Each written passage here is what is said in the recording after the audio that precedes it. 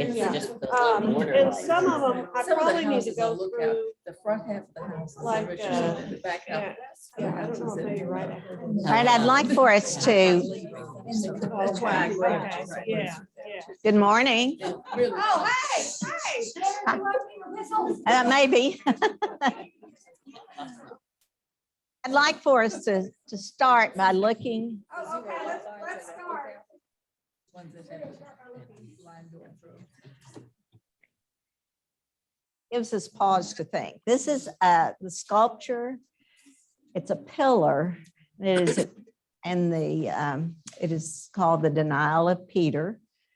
And it is at the Church of St. Peter in Gallicantu, I guess. There is a cock on the top of it. And on the sides, you can see there is a guard. And here's Peter with his denial. And then the two women who questioned him. Question to ponder is, when have you done something so egregious that they would make a sculpture of it?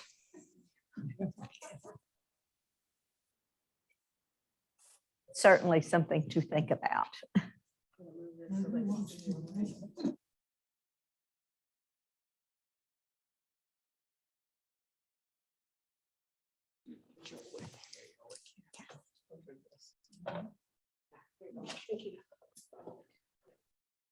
All right, let's get started with a word of prayer. O Lord God of my salvation, when at night I cry out in your presence, let my prayer come before you. Incline your ear to my cry, for my soul is full of troubles and my life draws near to Sheol. I am counted among those who go down to the pit. That's Psalm 88, 1 through 4. Amen. Today we're going to be, okay.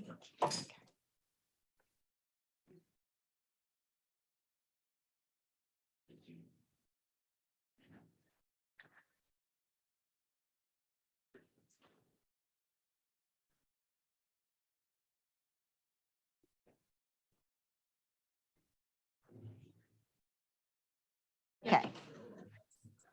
We are condemned by the righteous today. And then the next slide. All right, we're going to be talking about the Gospels accounts of Jesus' trial before the high priest Caiaphas and the Sanhedrin. And the big one is understanding some of the motivation of the Jewish officials who brought Jesus to trial in secret and during the night. In particular, examine the roles of fear, insecurity, and the need for power played in the condemnation of an innocent man by supposedly pious leaders. Consider how this part of Jesus' story underscores the way fear can poison us into denying the truth of Christ. We will start out with our video. It's just about 10 minutes.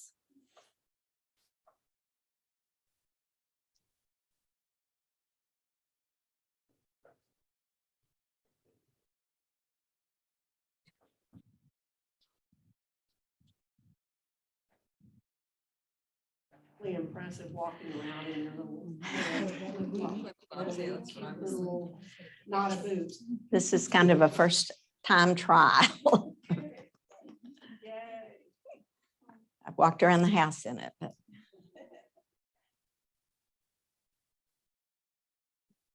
sit down over here while I can.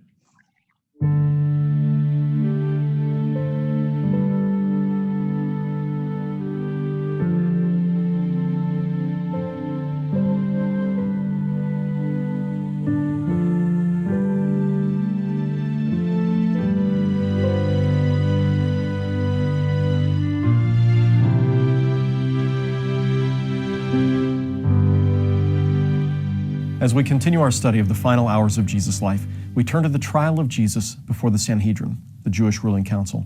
and the abandonment and denial of Jesus by Simon Peter. As Jesus was praying in the Garden of Gethsemane, Judas Iscariot came, leading a crowd who had come with swords and clubs from the Sanhedrin. It was after midnight. Judas came and kissed his master, a sign that Judas had given to the guards, indicating which man was to be arrested.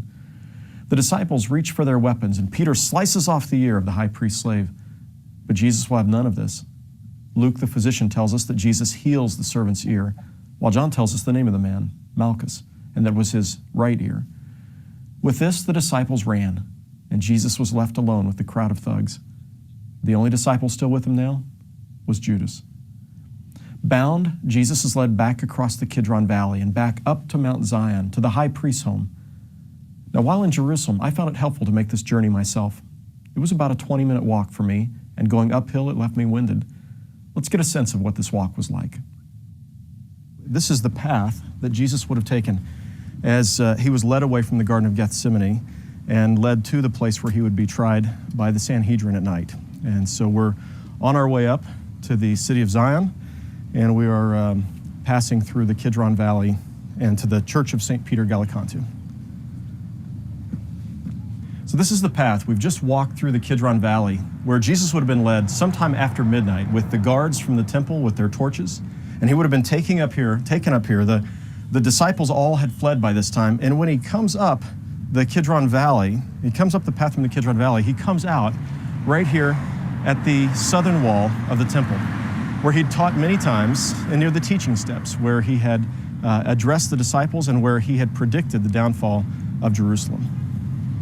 And he continued the journey up the pathway to the lower city of David, and finally to the upper city of David, to the house of high priest Caiaphas. It was here that the Sanhedrin was meeting by night so as to not anger the crowds. It was in secret in order to silence Jesus once and for all. Now, the old Roman road still stands here, the Roman steps, and pilgrims who come this way often will take off their shoes so as to walk barefoot on the path that Jesus was walking on, to remember and to mark that last leg of his journey to the high priest's house. And somehow, as I feel these large Roman stones under my feet, I feel myself identifying and really even just wondering, what was Jesus thinking? What was he feeling? Was he winded as I am after making this journey? Was he afraid? Or was he trusting once more in the God who would deliver him? The Church of St. Peter in Gallicantu marks the traditional location of the palace of the high priest Caiaphas and the site of the trial of Jesus before the Sanhedrin. It's built atop ruins that date back to the time of Christ. As with any of the places you might visit in the Holy Land, we cannot know for certain that this is the exact location, but there are interesting features of this site that certainly help us to imagine what Jesus was experiencing on that night. So let's take a closer look at St. Peter in Gallicantu. These ruins, ancient mikvah, that is ritual baths and cisterns, are thought to be the remains of the high priest Caiaphas' home. From the earliest centuries, Christians gathered here and they remembered that Jesus was brought to this place for his trial before the Sanhedrin at night, and they remembered the place where Peter had denied Jesus 3 times. In 1889, this room was discovered. It had been filled with rubbish for centuries. And as archaeologists began to dig underneath the high priest's house, Caiaphas' home, what they found was evidence that there had been prisoners who were kept here. You see the place where the shackles would have been held, suspending the prisoner by their arms. And as the archaeologists began to uncover this place, they found evidence of Byzantine crosses that very early in the history of the church, Christians came here and they marked the imprisonment and the suffering of Jesus. Some even wondered whether he had been scourged himself before going to Pontius Pilate to be scourged, whether Jesus himself had his arms suspended here that night and was beaten first by the guards of the high priest. And when we read in Acts chapter 5 that Peter and John were in prison for their faith because they refused to stop speaking in the name of Jesus, this may very well have been the place where they were kept in prison.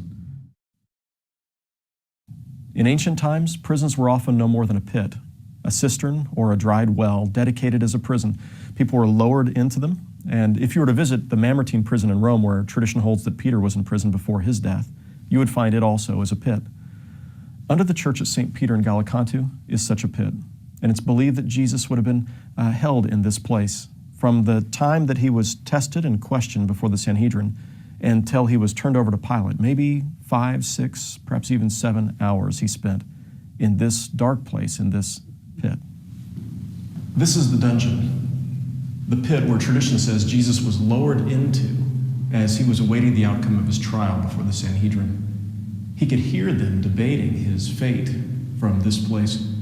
And as was common in the dungeons of the time, he would have been lowered by a rope placed around his chest, dropped down slowly into this place. He sat here in the darkness that night. And here we remember the words of Psalm 88, where the psalmist writes, I am counted among those who go down to the pit. I am like a man without strength. I am set apart with the dead, like the slain who lie in the grave, whom you remember no more, who are cut off from your care. You have put me in the lowest pit, in the darkest depths. And one can't help but wonder if Jesus was pondering these same words as he sat in the darkness in this room. Finally, when the trial was over, the rope was lowered again, and he was drawn out from the pit, and the sentence was passed. He'd be turned over to Pilate to be crucified.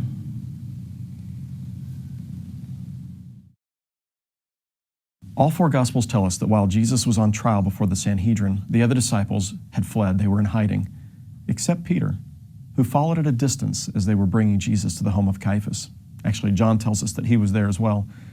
We focus on the fact that Peter would deny Jesus 3 times this night, but perhaps we should also remember that only Peter had the courage to actually come to the place Jesus was being tried. He went so far as to enter the courtyard. He was attempting to make good on his promise that though the others would flee, he would not leave Jesus. Here's how Mark tells the story. While Peter was below in the courtyard, one of the servant girls of the high priest came by. When she saw Peter warming himself, she stared at him and said, You also were with Jesus, the man from Nazareth. But he denied it, saying, I do not know or understand what you're talking about. And he went out into the forecourt, and then the cock crowed. And the servant girl, on seeing him again, began once more to say to the bystanders, This man is one of them. But he denied it. Then after a little while, the bystanders again said to Peter, Certainly you are one of them, for you are a Galilean.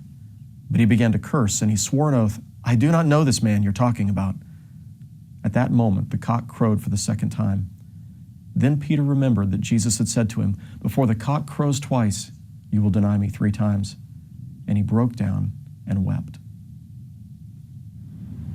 We're standing here at the courtyard of the high priest Caiaphas' house, the courtyard outside of the church at St. Peter Gallicantu. And perhaps my favorite part of this courtyard is the statue that was placed here in 1957. It's a statue of Peter denying 3 times his Lord, and the cock crowing above. And it reminds us, of course, as we stand in this place, that if Peter denied Jesus and was still restored, there's hope for us when we have denied Jesus, when we've turned our backs on him or failed to acknowledge him. If there was hope for Peter, there's hope for us.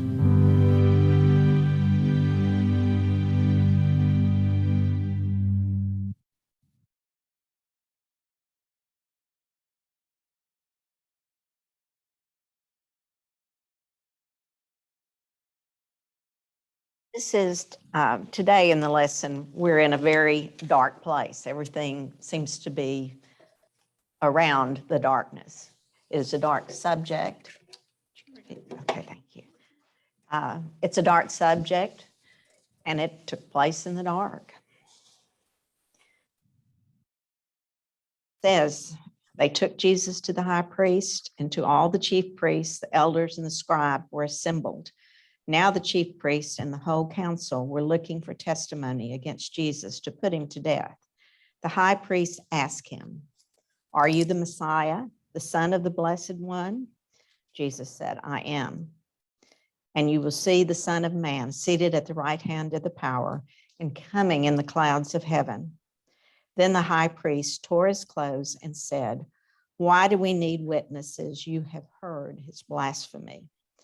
What is your decision? All of them condemned him as deserving death. Some began to spit on him, to blindfold him, and to strike him, saying, Prophesy. The guards also took him over and beat him. While Peter was below in the courtyard, one of the servant girls of the high priest came by. When she saw Peter warming himself, she stared at him and said, "You were also with Jesus, the man from Nazareth." But he denied, saying, "I do not know or understand what you're talking about." After a little while, the bystanders said to Peter, "Certainly you are one of them, for you are a Galilean." But he began to curse, and he swore an oath, "I do not know this man you are talking about." At that moment, the cock crowed for the second time. Then Peter remembered Jesus had said to him, "Before the cock crows twice, you will deny me 3 times." And he broke down and wept.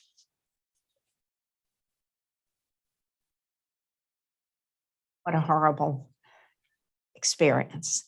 What a horrible experience it would be, as he showed you walking up after he was captured in the garden, walking up those long steps, barefoot probably, and knowing what was ahead of him. And then being lowered in that pit, and they said he may have been there as long as 6 hours with your arms shackled above your head. It's kind of hard to even imagine the suffering at that point. And that's before his actual crucifixion.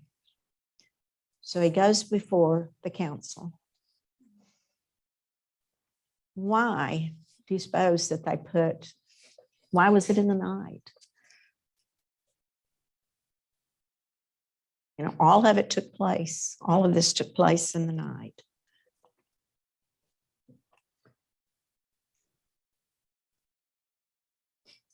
Imagine what it would have felt like. What do you think Jesus was thinking, feeling? What would you be thinking or feeling? Well, yes. Tired from walking up all this.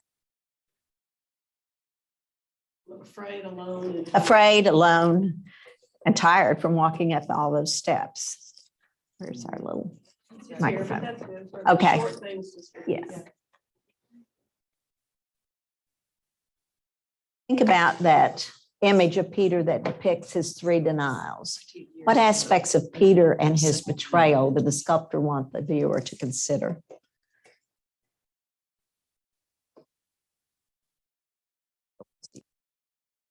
Question.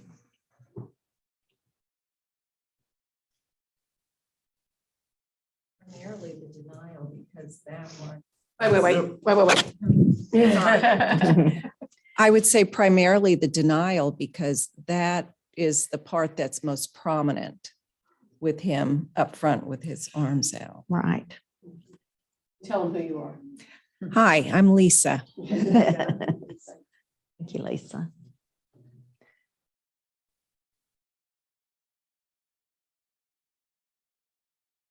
When you look at Peter there with his hands out like this, can you imagine saying, "No, maybe, I don't know." They made us, I was reading, and it really kind of hit me, because he was a Galilean. They knew his accent right away. Just as you and I go somewhere else and they go, "Oh, you're from Texas." Yeah. We have distinctive accents, and so did apparently the Galileans. Yeah. Okay, go. Tell us who you are. Hi, I'm Pam Johnson. I can't help but think, in doing the reading and then looking at the sculpture, that he would have been so overwhelmed with shame and guilt.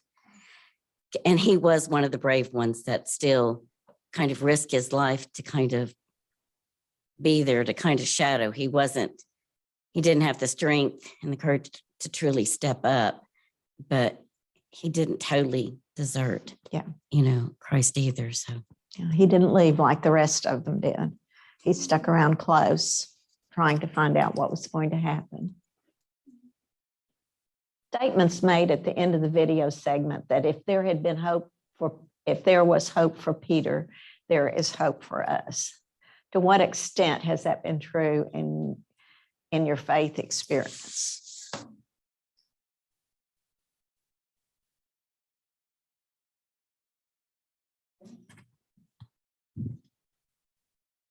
This is Stephanie Marsden, and I think that with Peter, like following him close, but not going, not leaving, but still feeling that shame that, you know, for my faith experience, you know, even if I veer from Christ or I'm walking behind him and not with him, or having him walk behind me and I'm way ahead, then there still is hope for me because he's waiting. And so that's that visual for me with Peter, and staying and staying true and knowing, you know, and trying to be there for Christ. You know, for me, I do that as well, I think. Thank you. Oh, do we have people participating on Zoom? Yeah, it's hard to see when we have, yep. Hi, this is Susan. I just can't help but think that the fear that must have gripped Peter at that time. And I think that that's what happens to us too, when we're encountered by something bigger than we are, something we don't know how to handle. That fear is one of the first things that we feel. And so you get your, what's that called, a flight or fight thing going. And I think maybe that might have an impact on that. But what I wanted to say is, when I was looking at that statue and listening to y'all, I couldn't help but think about John. He was, I think I'd probably be more like John, you know? He was there, he says, in the background where he was safe, and yet trying to show his support in what way he felt he could. I don't know. I think John it's an interesting comment he that was they at make the about cross. John. Yeah. He was at the cross. He didn't completely just Abandon him. abandon him like the rest of them. So this is Ellen. The idea of being a follower or a fan. I'm a fan of Jesus. And all that can happen way over there. I mean, Peter was a follower, a broken follower, you know, and anyway, the deal of follower and fan has been big for me these last weeks. And you know what, these days we got fans everywhere, you know, there's a lot of fans, you know, I don't mean just for Jesus, I mean for whatever. And the Ukrainian conflict and I posted on Open Hearts about, I messed it up, but it was the Russian journalist who, you know, I mean, man, she put her life on the line. And oh my God, because what she did was she went on with a sign behind one of the main anchors on one of the largest channels in Russia, or stations or whatever, and with a sign that said, you know, no more war, stop the war, and it says, don't believe the propaganda. And of course, immediately she was arrested. And but oh my gosh, what strength, and what strength from the people, you know, it's like when the rubber meets the road, God, are we going to be a fan or are we going to be a follower? And wow, anyway, it just.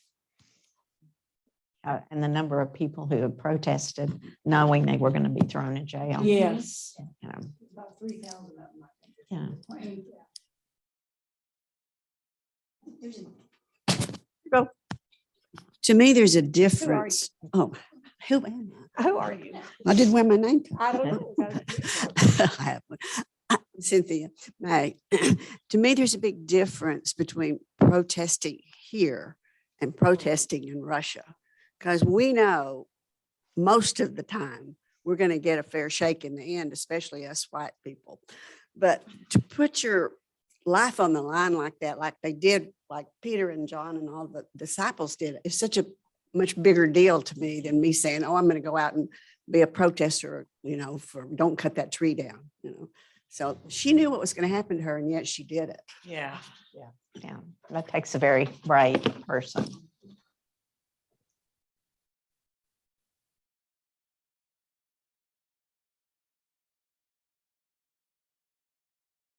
I want to read this a little bit from the book. It says, we need to step back from the scene for a moment to recognize the full import and appreciate its tragic irony. Christians believe that in Jesus, God walked in human flesh on this earth. He was, in that sense, like an emperor who so desires to know his subjects that he dons ordinary clothes and lives among them, and no one recognizing or understanding him. The God of the universe chose to walk in human flesh as an itinerant preacher, teacher, carpenter, healer, and pauper. He came as one of us. He healed the sick, forgave the sinners, showed compassion to the lost, taught people what God was really like. We must not miss the irony here. It was not the sinners who arrested God when he walked among them. Those who took him into custody were the most pious and religious people on the face of the earth. The God they claimed to serve walked among them in flesh, and they couldn't see him. They were so blinded by their love of power and fear of losing it, that they missed him.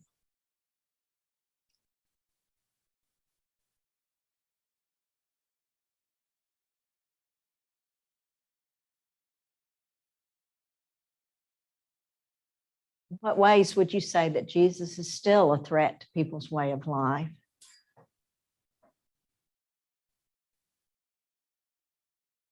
Any of you online, hop in there too.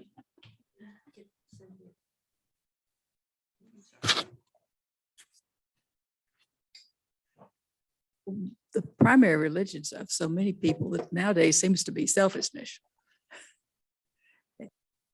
Jesus doesn't necessarily support that at all. No. And you see it in so many, it's all about the building and the status and whatever programs they're offering to entertain one another. And it's not about religion at all. So what's in it for me?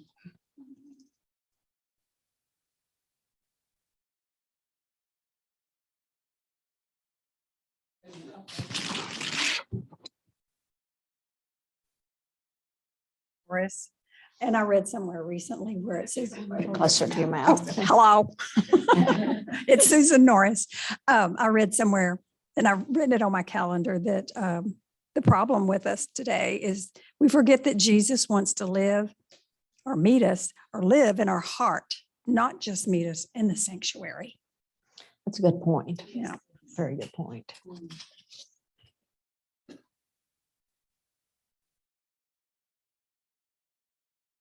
Comments?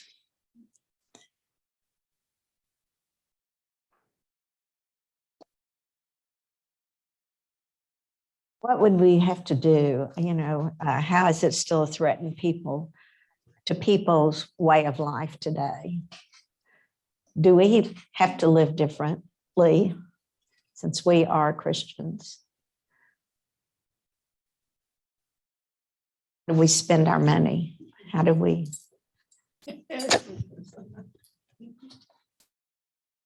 Hi, this is Lisa. And I think my comment to this is, I think oftentimes we find that it's the religious people here, the Christians, who do the judging, who are the major source of judging. Yeah, that's us. And on other people.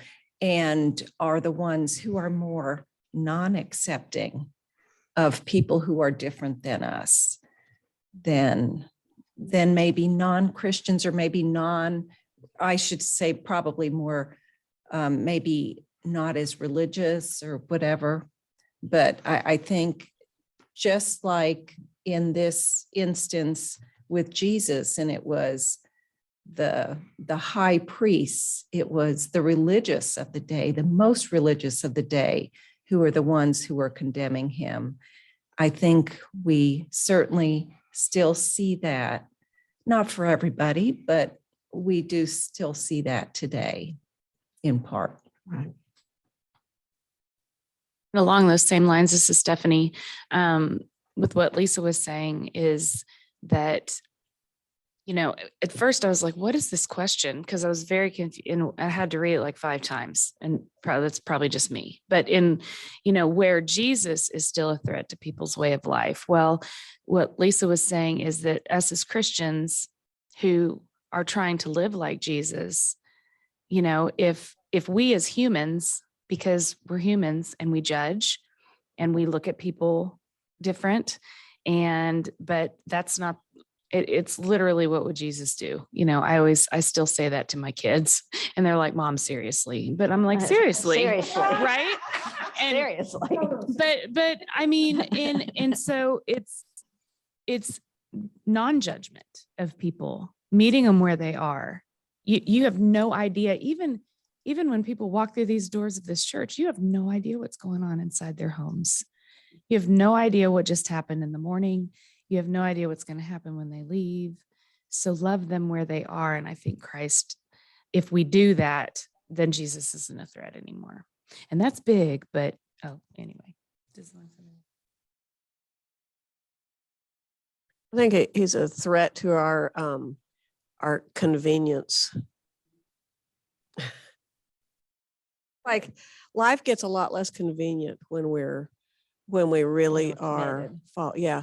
Even with, once again, even with this stuff overseas, these injustices. I mean, I'm sitting there thinking, it almost feels like we're voyeuristic, sitting over here from our safety, and these anchormen who are getting into the lives of these people, and we're seeing it, and then we just go, wow, well, thanks for that. You know, and the deal is, then how are you faithful? Well, by hurting, feeling what God's feeling, you know, on this, and by praying, and by looking for however we can help or whatever, you know. But yeah, wow. Anyway, sorry. Good comments. Good comments. To what extent do you think people's resistance to Jesus and his message is motivated by fear?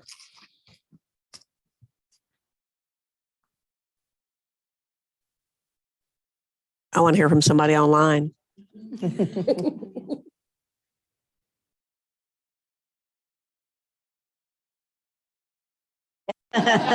Susan Mowdy said that Karen is getting personal.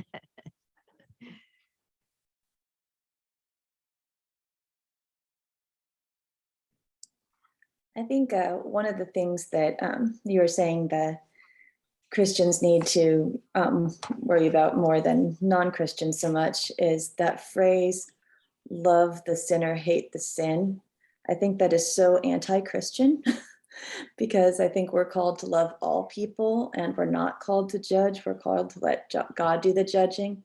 And by saying that, you are judging the person and you're not loving who they are entirely. And so I think that's one of the ways that we resist Jesus when we say things like that, because maybe we're motivated by the fear that other people are hating our sins. I don't know. And I was also thinking about like the hypocritical way that like rappers and things and who get all their money by saying horrible things and degrading things about women and whatnot in their songs. And then they get up to take an award and they say, first, I'd like to thank Jesus. Like, really? So I don't know. Those were my 2 thoughts.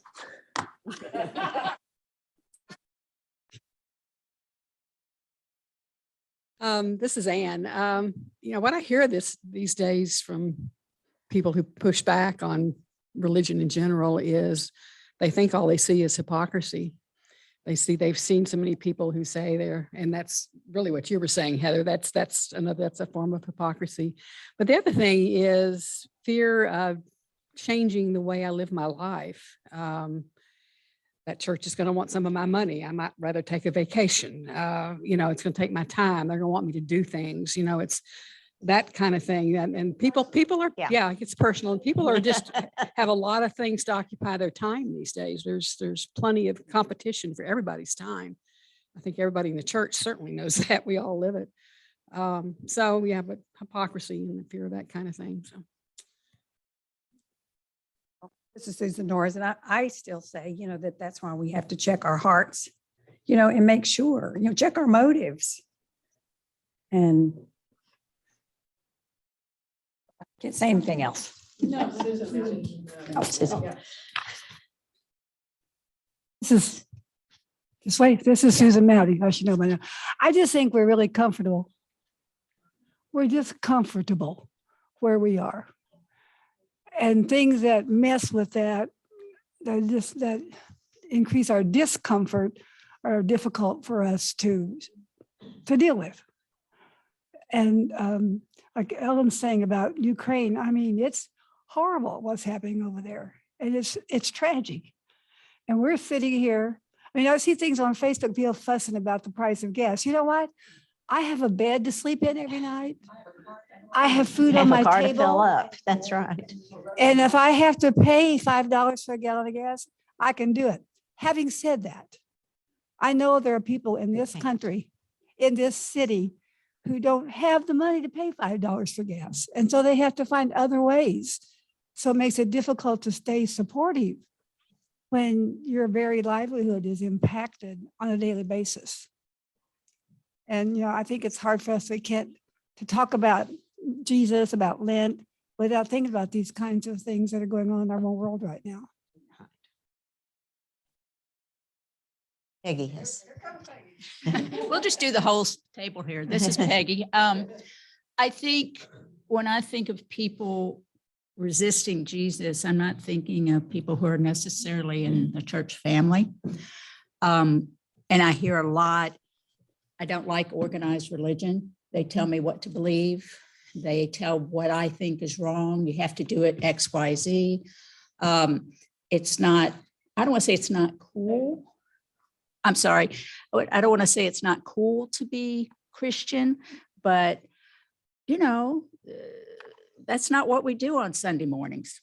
That's not what we do, is have a group that does that. And as far as fear, is it fear of not belonging? Is it fear somebody mentioned, not wanting to part with my money or my time or that? I think it's also a fear of not being accepted by their group or their society or whatever.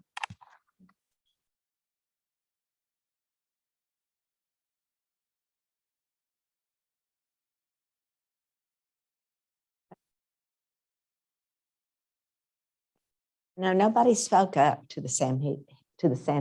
No one said, is this really what we're about? That's an amazing thing to me. That we have to look back at other times when you say, why didn't somebody speak up? You have the Holocaust, Jim Crow America. In South Africa, people simply didn't upset the status quo. And of course, in each of those situations, people were speaking up, just not enough of them. I mean, when you think of like Dietrich Bonhoeffer and the Holocaust and all those people who were imprisoned in South Africa and the economic sanctions all the countries in the world put against them, kind of like we're doing against Russia now. I think that there were people who were standing up, but just not enough to make a difference soon enough, maybe. Here. Yeah. This is Cynthia Mag. I think you're right about people not standing up, but we were comfortable. I mean, whoa, we can't get involved in that. That's not our business. And, the people that were standing up were the ones that were living it. That there were those who were not afraid to speak up. And not just the kind of speaking up of telling someone what they're doing wrong. That's a pretty easy thing for us to see what's on someone else's face rather than what's on our own. But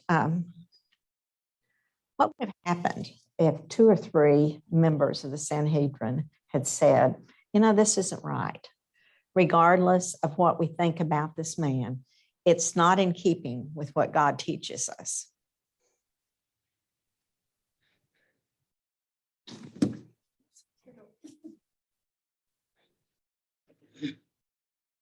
Susan Norris, it's like, that's all it takes is one person sometimes to speak up, to give the other people courage too. To speak. So I think it would have, they would have had more people hop in.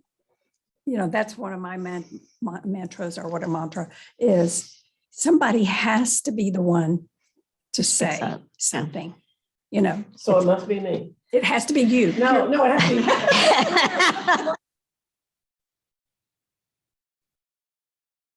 And I would see, I am one, and I'm always discouraged. I think, communication is so important, and it's so difficult for a lot of people, but it is easy for me. And I know the onus sometimes is on me to say hi to somebody. It's not so much just say hi, be friendly. In any situation, they're waiting on somebody to take the initiative. And I'm just now at a place in my life again. I've been kind of hidden for a while. And so I'm praying about how God wants me to speak up now. Okay, this is the other Susan. And how many are there others in here today? Anyhow, I just keep thinking about that Sanhedrin. I mean, there's like, 71 of them? Only one, Joseph of Arimathea, had made any attempt to make contact with Jesus. And we're at night, it's after midnight. They've all come together in that room after midnight when they should be home in bed, And so I don't know that anybody speaking out, unless there'd been a whole lot of them, would have made a lot of difference, because these are the powerful men. And this crazy man, Jesus, was really messing with their lives. And he was messing with their power and their security. And I think that that was the most important thing to them. I don't think they were so much afraid. They were more determined to maintain their power. And he was a threat to that power, and he had to go. He did. I mean, once Caiaphas, he was the chief priest, said, tore his clothes and said, he's done all this, then, it was a done deal pretty much by that time. So I don't know, in our own situations, we do need to speak out more, just like they should have, but they didn't. Right. And probably for the same reasons. We don't want to mess with our security. We don't want to mess with our power we think we have. We don't want to mess with that stuff. And we feel badly, and we pray, and we're heartbroken about what's going on in Ukraine. And, we can give money to these organizations that are helping them, but what do we do? And so we say to ourselves, what can we do? We're over here. What can we do? And so it rends us powerless, I think, a lot of times. Anyway, that's enough. I can say, this is Peggy. I agree with Susan. It's both Susans. This is the Susan, the 2 Susans. Yes. And I'm not Susan. Ann either.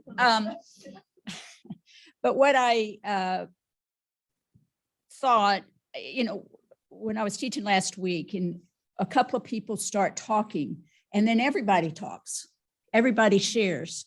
And I think it does take that first person, or people, to get talking, and then people share. And that's in a safe environment like we have here.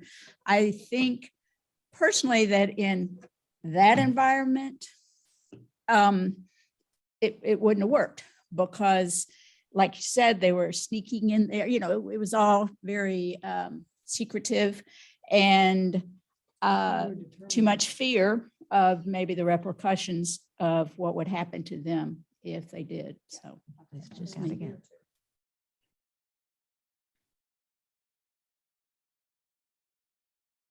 Finally, they looked at Jesus and the high priest and said, "Are you the Messiah, the Son of the Blessed One?"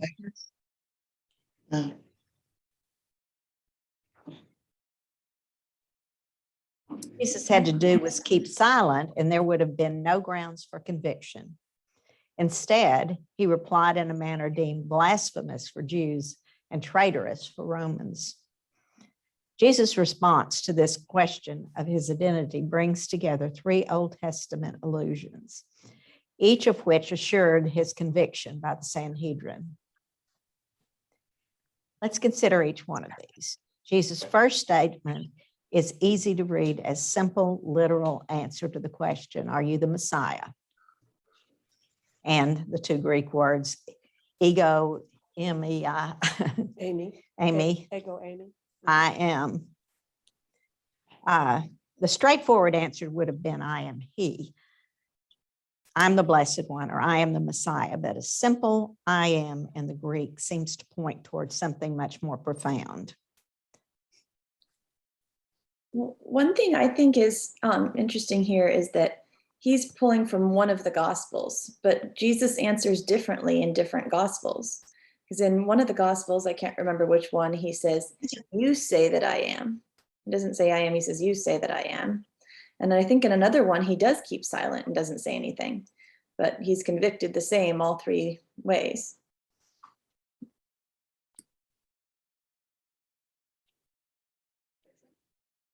The incident of Peter's denial is one of the few mentioned in all 4 Gospels. So all 4 of them must have thought that was a pretty important theme. It's not included in order to embarrass Peter, although certainly I'm sure it did. But I think it went deeper than embarrassment. I think it went to his very soul. The Gospels were written, in fact, after Peter had been crucified upside down for his faith. The Gospel writers knew the story because Peter must have regularly told the awful truth and episode on himself. None of the other disciples except John was there. Peter must have told it when he went to preach. Peter would surely have said, "I know you denied Jesus. I denied him myself. I denied him in ways I'm so deeply ashamed of. And yet I tell you, I betrayed the Lord.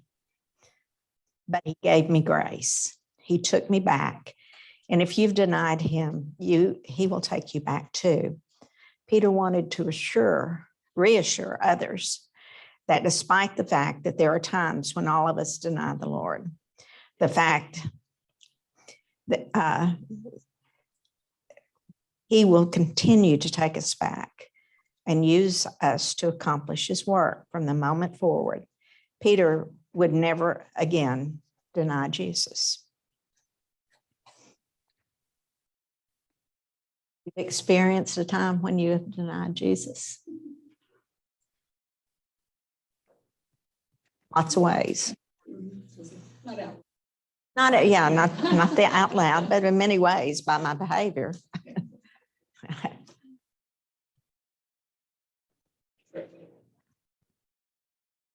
We have some scripture readings that I'd like for us to read here. If someone would like to read Exodus 3, 1 through 14. Oh, sorry. This is because Jesus' suffering and death did not conform to the conventional messianic expectations of the day.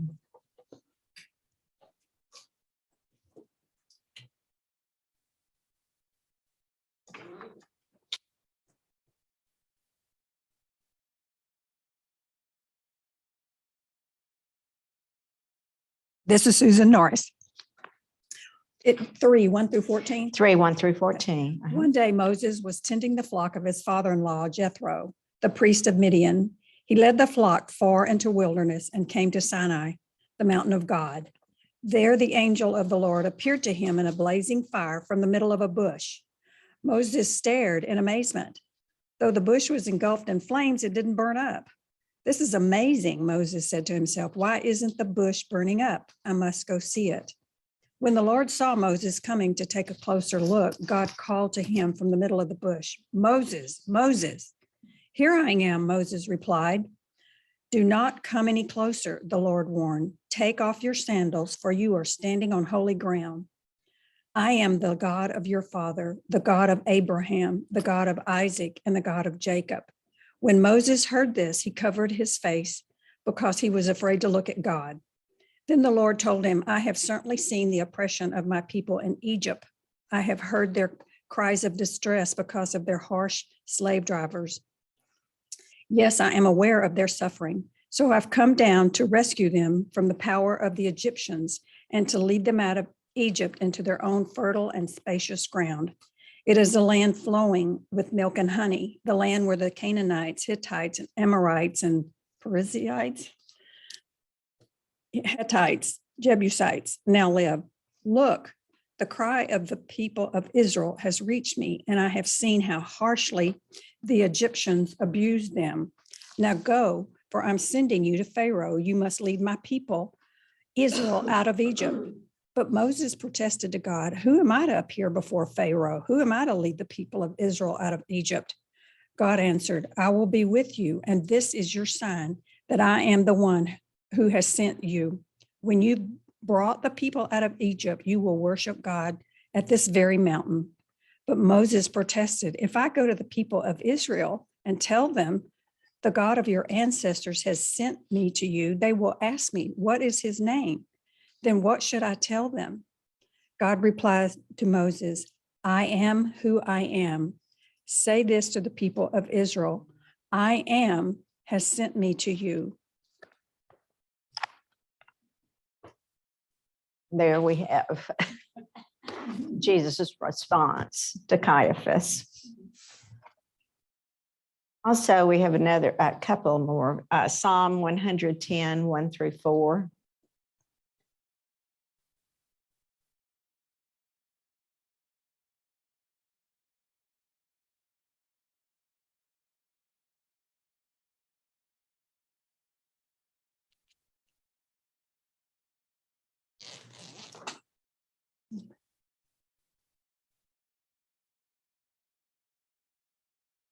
Psalm 110, 1 through 4. Mhm. Okay, the Lord says to my Lord, sit at my right hand until I make your enemies your footstool. The Lord sends out from Zion your mighty scepter. Rule in the midst of your foes. Your people will offer themselves willingly on the day you lead your forces on the holy mountains. From the womb in the morning, like dew, your youth will come to you. The Lord has sworn and will not change his mind. You are our priest forever, according to the order of Melchizedek. Something like that. Do you remember about Melchizedek? Melchizedek. What was his role? And why do we compare him to Jesus?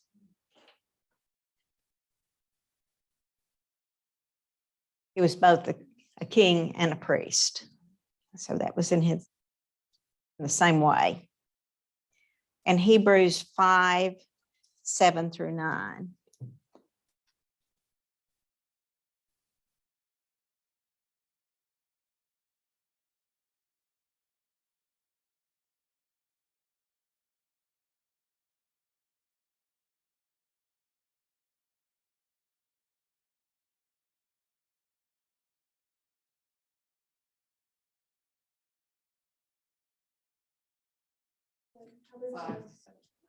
Heather says the kids are home for spring break.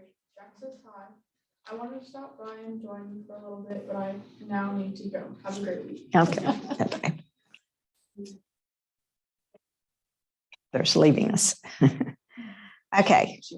Hebrews 5, 7 through 9. Does someone want to read that?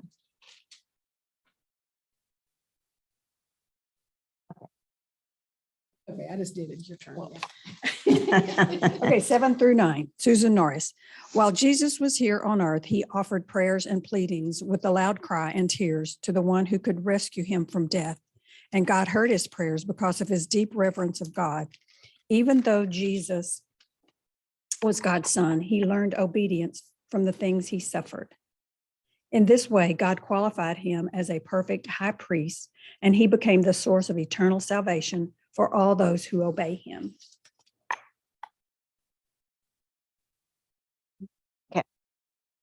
Order of Melchizedek, was that in there too? Yeah. There it is again. Okay.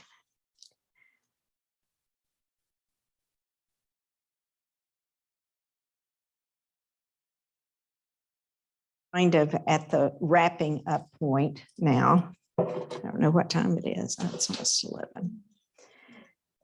Okay.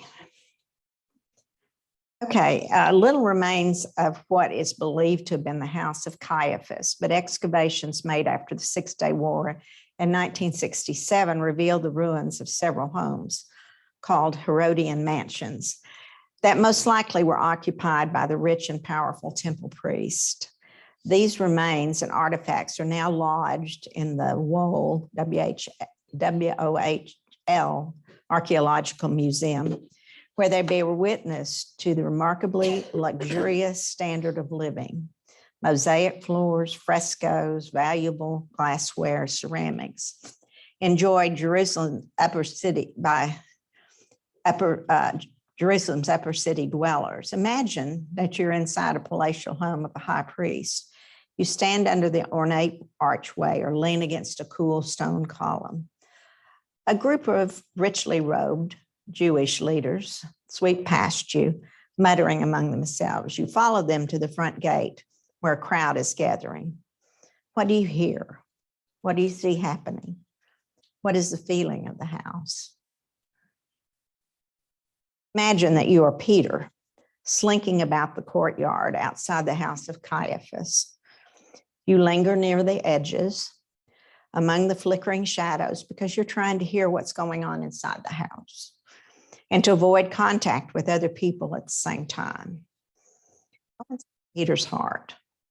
To sense his pain as he hears himself deny knowing Jesus. Listen with Peter's ears to what you hear happening inside Jesus' house. Inside the house, pardon me.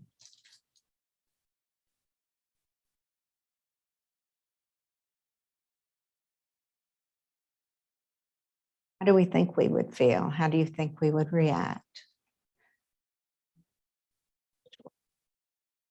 To Susan Norris, but I wonder if do y'all think it was premeditated? That he would say, I don't know Jesus. I don't think so. I don't think it was. I think he thought that he would stand up for Jesus no matter what. Yeah. I know it broke his heart.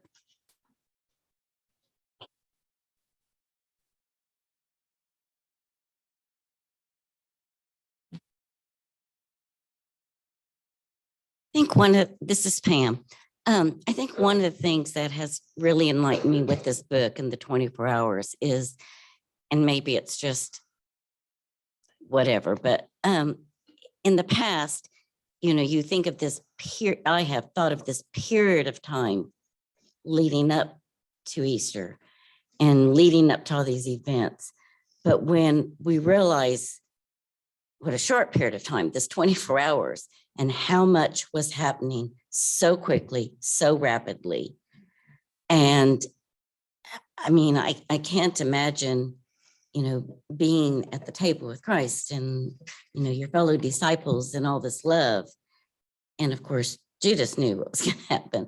But all of a sudden, I mean, their whole life, everything they knew, all of the future, they thought they were going to be part of this beautiful change. And I mean, their world just flipped upside down so quickly. Very quickly. I remember how close in time the triumphal entrance into Jerusalem happened to what is happening here in the dark of night. When I was listening to Pam, this is Susan. I was listening to Pam, I was just thinking about Peter, and not just that night. Peter, we've always known about Peter impetuosity. Is that a good word to describe what he was? He was always impetuous. He didn't always stop to think, Lord, if my feet are clean, wash my whole body, why, wherever you tell me to go off, all that kind of thing. He was always really impetuous. He was the one with the sword, in the Yes. garden. And so he goes here to this courtyard to be near Jesus and to support him, but he's fearful and he speaks before he thinks. It's his impetuosity, if that's the word, gets the better of him. And I guess I can identify with Peter. I've gotten better as an older, but I still have a tendency to speak before I think. So I think some of that is behind what's happening with Peter as well. I mean, it's not out of character for him. No, it's not out of character. Yeah, our personality, Susan N.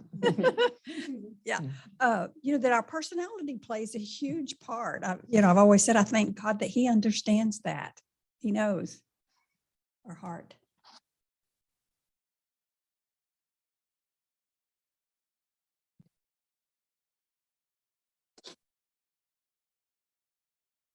So, the whole thing about Peter going on into,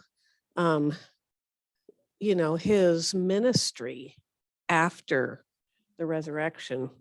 And I know that in Lent, we're not supposed to skip forward to the resurrection, but I think that, he is hanging here in shame, and then, in one gospel, he is racing to the tomb, like he's like the first one there, of course,